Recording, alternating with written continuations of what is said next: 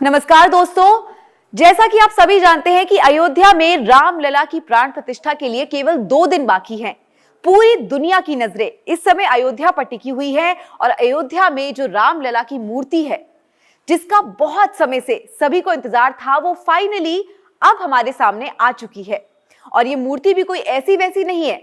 इस मूर्ति में जो बेहतरीन जिस किस्म का काम किया गया है, जो इसकी डिटेलिंग है, उसके बारे में हम आपको सब बताएंगे पॉइंट बाय पॉइंट।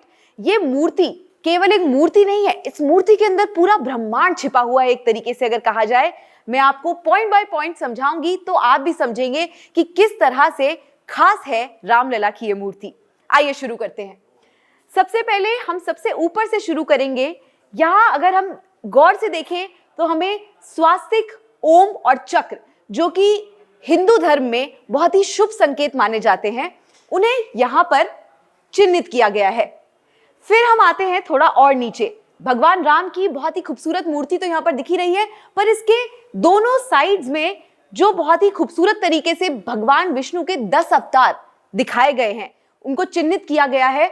सबसे पहले आता है मत्स्य, फिर कूर्म, फिर वराह, फिर नरसिंह, फिर वामन।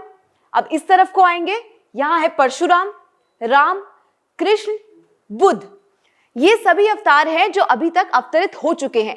और 10वां अवतार जो विष्णु भगवान का है, जो अभी तक अवतरित नहीं हुआ है, जो कहा जाता है कि जब घोर कलयुग आएगा तो वो अवतरित होंगे, वो अवतार भी यहाँ पर मौजूद है, जिसका नाम है कल्कि।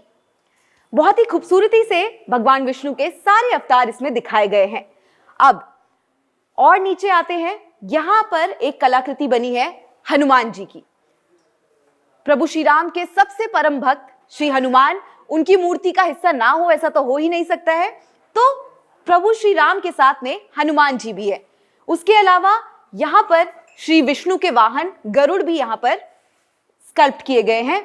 और सबसे आखिर में भगवान विष्णु की मूर्ति को कमल के ऊपर विराजित किया गया है। इस मूर्ति की चौड़ाई करीब करीब 3 फीट की है और इसका वजन करीब 200 किलो। 200 किलो की भारी भरकम मूर्ति है, जिसकी ऊंचाई है लगभग 4.5 फीट। इस मूर्ति को बनाने वाले जो कलाकार हैं, जो मूर्तिकार हैं, उनके बारे में भी हर कोई जानता है। उनके नाम से आज की तारीख में कोई अछूता नहीं है। अरुण योगीराज। अरुण योगीराज के बारे में थोड़ा आपको बताते हैं। अरुण योगीराज जी जो हैं, वो मैसूरू कर्नाटका से ताल्लुक रखते हैं। कर्नाटका, ये आप किस्मत कह लीजिए कि श्री हनुमान जी की भी जन्मभूमि कर्नाटका ही है और वहीं से वो ताल्लुक रखते हैं। उनका पूरा पारिवारिक बिजनेस है, एक तरीके से उनकी पीढ़ी दर पीढ़ी उनके पीछे से यही काम करती आ रही है, मूर्तिकारों का काम करती हुई आ रही है।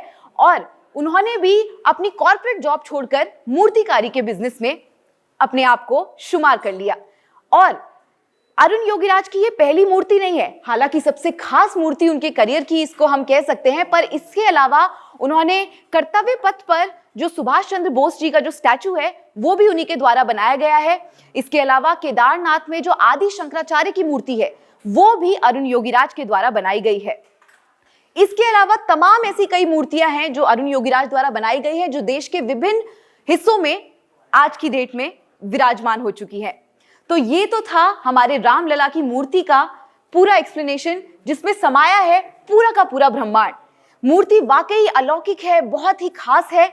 और जब प्राण प्रतिष्ठा हो जाएगी, उसके बाद आप, हम और सभी लोग जाकर इसे देख पाएंगे, भगवान राम के दर्शन कर पाएंगे।